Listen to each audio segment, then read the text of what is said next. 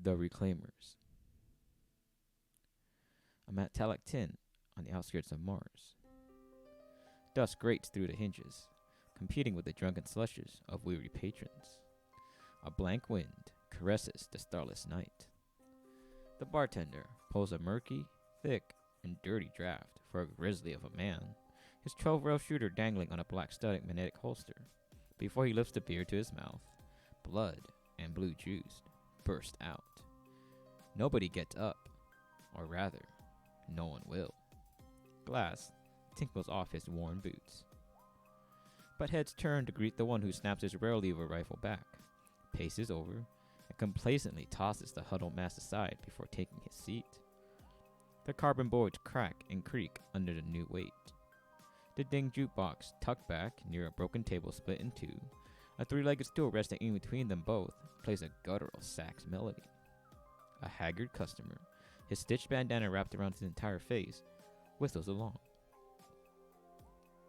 A black metal arm shoots out, and gold rays envelop the crumpled mass from a small module the size of an eye.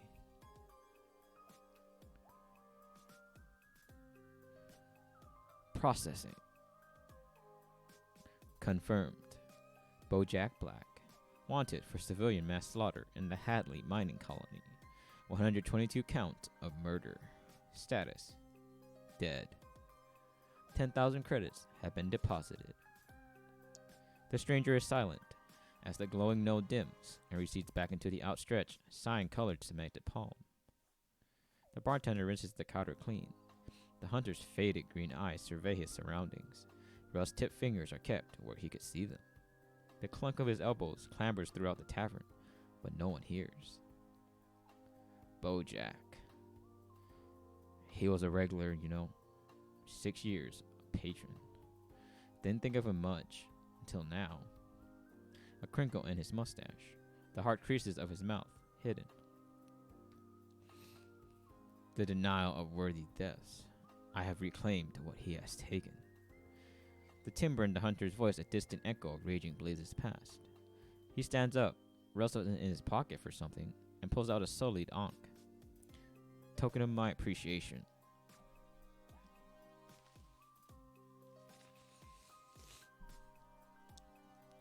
Anubis.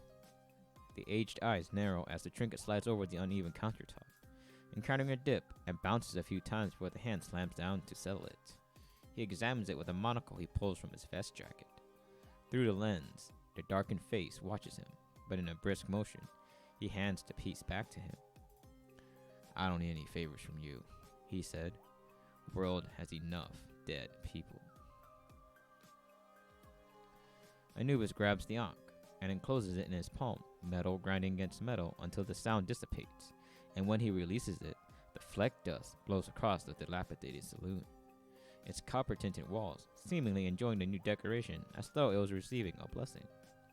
A sneeze. He steps outside, his footsteps the only sound in the old night. From behind the corner of the metal shanty, another figure emerges, soft, round shoulders and shapely hips, and dressed in a heavy white robe darkened by many travels, the left hand bandaged in the same color. It rises to remove the hood, revealing a porcelain face that does not match her outfit, with eyes so green it has a glow of its own, bleached hair streaming inside her robe. Guan, Anubis mutters, moving down the direction from where she came and towards the cracked road. A broken tree casts itself over the skeletal remains of a once proud steed. He takes a knee by it and begins to dig with his hands. His pace is steady, and in a matter of minutes, a small grave is formed. He raises his palm and it extends forward, the wiry strings keeping the detached prosthetic in a straight line, and when it latches onto the skull, he pulls it back with utmost care. The animal touches its head with his, and the wind stirs. Once the skull has been ensconced in its chamber, he sets forth again. Guan watches him with her eyes downcast and a faint smile, and follows half a pace behind. Soon, the saloon disappears underneath as they approach a rolling hill. Did you clean up? She asks as they walk side by side, the carbon frame of his rail rifle tapping against his rusted back. Anubis stops at the peak, looking over the horizon. He turns his head around to face the direction they came and holsters his revolver to dislodge a single bullet out of 7. He touches it once, catches it, and pinches the ammunition by its peak.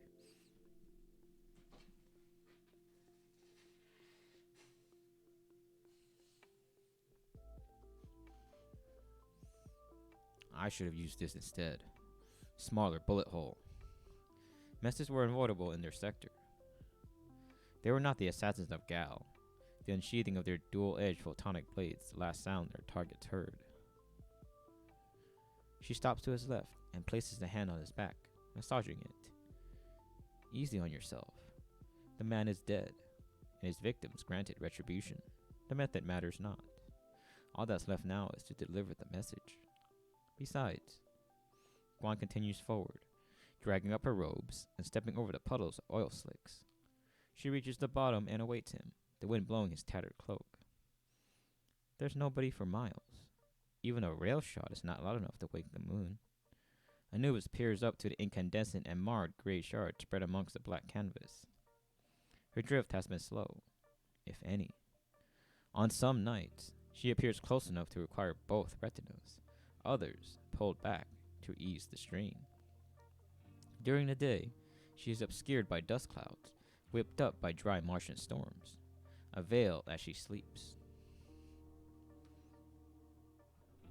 As we have once toyed with Earth, its offspring has not placed itself in a spring-loaded box of our own creation, the crank twitching with the fingers of our imagination. The Verdant group had promised much, but terraforming has been slow. But the imminent threat of the moon was just a matter of time, and some have resigned themselves to this fate. No one wants to go back to Earth, especially not after selling what they get their hands on to make the trip. Some have left the safety of the habitats, insisting on the sweat off their backs to bring life back to normal again. But to make something out of nothing was impossible. The platitudes of Earth did not apply to Mars. Fiji only delayed the inevitable, remaining woefully ignorant. All things needed to come to an end sometime, and this was the law of the universe. Humanity has always bent to authority. She is merciful despite what we have wrought onto her. She has nowhere else to go. Guan speaks as they stride alongside the dry landscape. Only a few mountains and ridges dot the horizon to their right. A few birds rising and falling in search of food not too far from them. I hear her in my dreams, but the tears don't have sound. Something has to be done to quell the noise, but I fear I alone do not have the complete answer. Or am I the only one who can hear her?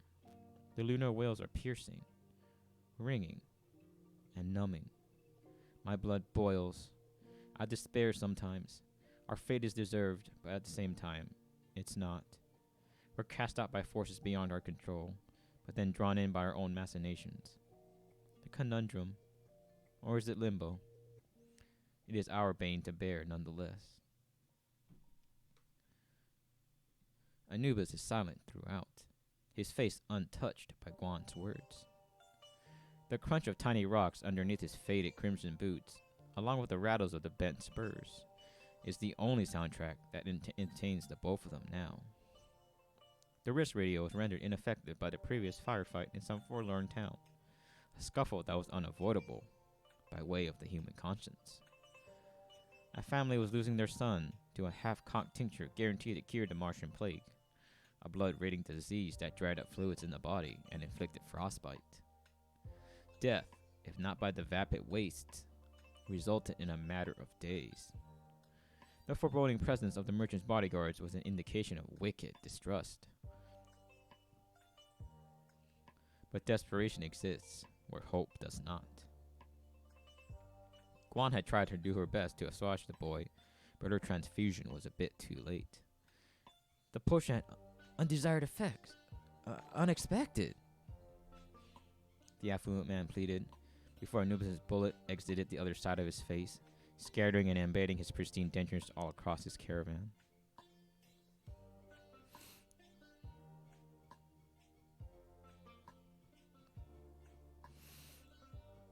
Slow pace with the raid. How's it going? Welcome all.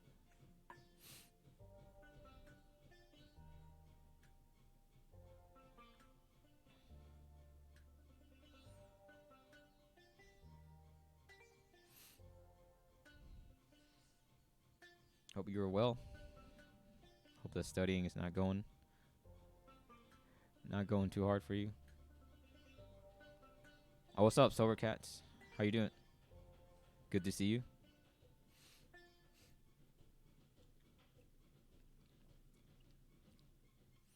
Just going over my short story, narrating it, warming up for later when I narrate Anxious People.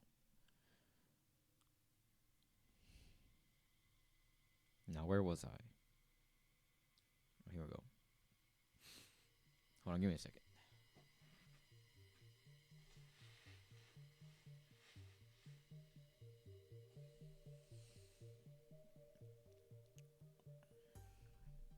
His shrill, unbridled screams did little to mask the resulting gunfire, the echoes of the chambers rifling through the makeshift planks of the corrugated carbon.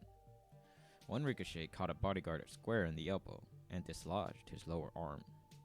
He survived a brief moment, clutching his right side as blood and coolant squirted indiscriminately, before another shell splayed the rest of his head on the dirt. The last glimpse was of his comrades, and now they were level. His precision targeting chip a welcome boon as it slipped onto the dust.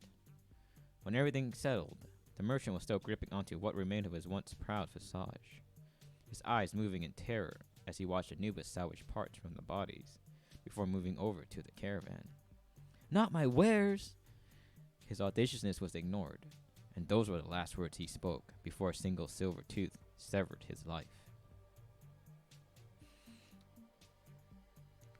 They reach a low bed of dirt and gravel, shadowed by an overhang that stretches high up into the sky, but also curves forward to meet the rocky ledge in front of them. It's enough to conceal them in the night. He reaches into his waist pouch and throws down a small circular device which latches onto the ground. 3 panels fling outward, each with an igniter that flicks themselves a few times before they create a conjoined flame, the brightness multiplied from the cavernous cropping.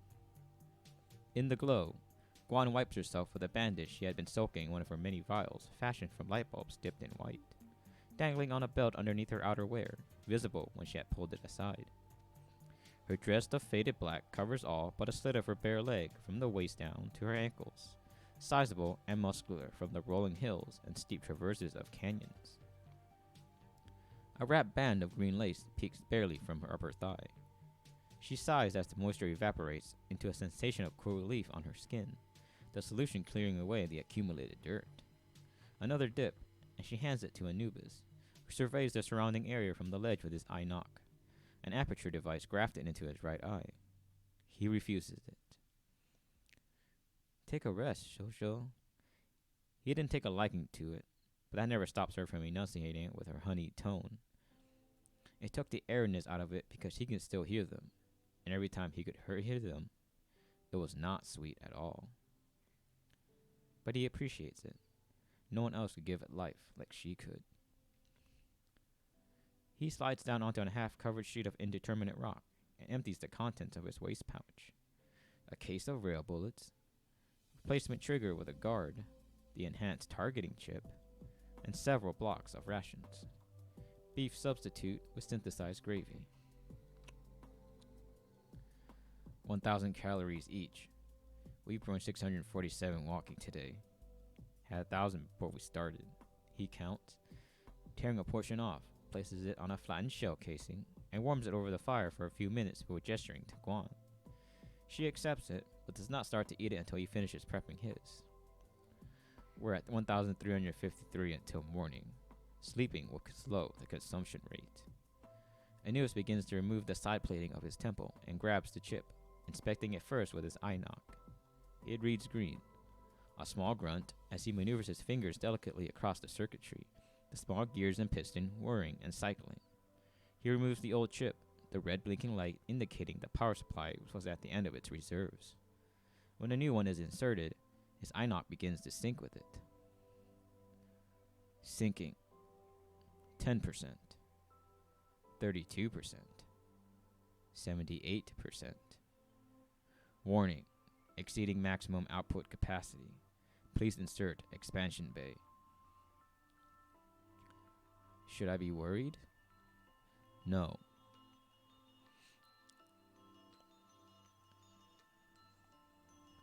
Anubis flips open his wrist gauntlet, a keyboard consisting of various letters and numbers, some round, others square or nicked. A few taps as he focuses on the complex display in front of him. He winces and grunts again with each sequence of affirmative key presses. A sudden straightening of his head and back, the faint crackle of electricity mirroring the embers of the campfire before he returns to his original hunched posture. High-grade parts are hard to come by. Bless the goddess for her merciful bounty, Guan remarks, sipping water from her light bulb canteen in between bites. If that's what you wish to call it. He examines his armored palm, flexing each individual finger. Dust begins to accumulate on his food as he wipes semi-dry blood with a rag. Guan rests the plate on the ground, licking her lips in appreciation of the meal. You should eat. I will. How much farther tomorrow? We have... Anubis pauses for a second, his left eye generating a hologram of the area ahead. More canyons and high ridges with rocky precipices. Scattered towns in between. No signs of Verdant group territories, but they'd be in skirter zones. Deserters, wild, unpredictable, and armed with an expensive arsenal. The Hadley colony was on their side, where they were expected. 32 miles by foot before we reached the respite. He pointed to a large border settlement, encased in mile-high walls of carbonized steel, only stopped by Martian craters. There, we will trade half the bounty for horses to get us past skirters on the other side. She shakes her head sullenly. No life here, and what awaits us is more unmitigated death. To be continued.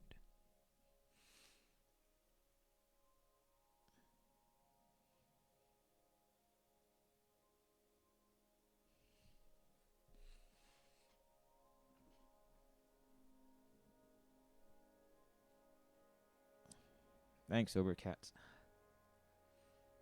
Yeah, this is like my 4th or 5th time reading over it, so I'm kind of getting into the feel of the flow of the story. I mean, it's good, slow paced. I'm glad everything's the way they are.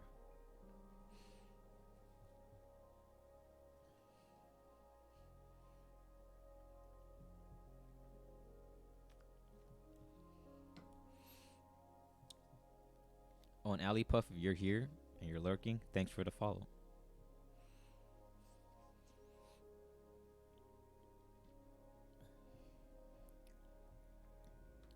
Yeah, like I'm having like a really hard time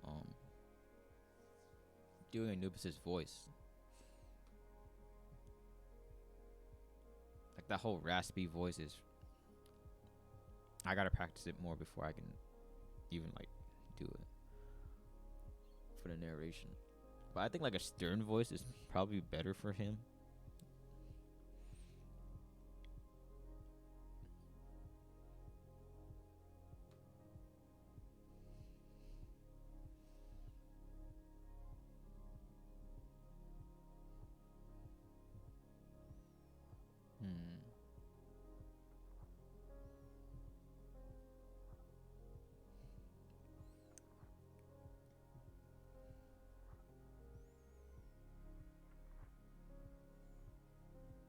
Like I want his voice to have like pain, right? Like he's been through some stuff.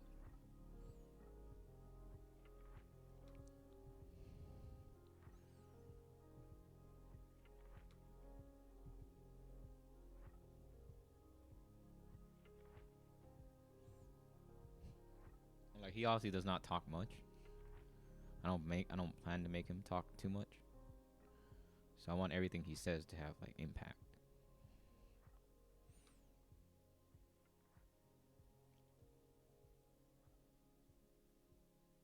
Guan, on the other hand, is like a bit easier. Soft spoken, not loud. Speaks gracefully.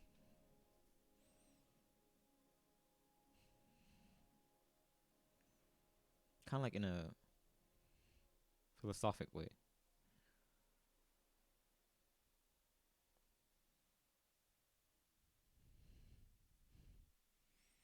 But I did catch some things while I was reading again that think are out of place and that I need to shift so the story makes more sense. I think that's why it's also good to read it out loud instead of just reading with your eyes.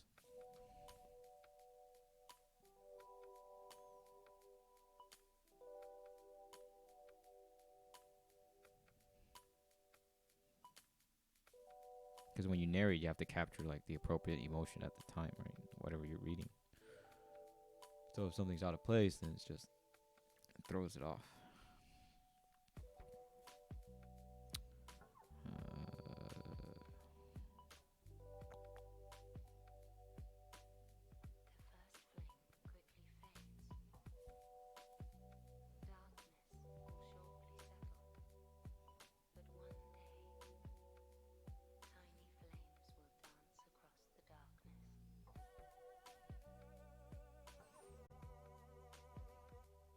Okay, I think I found the first one.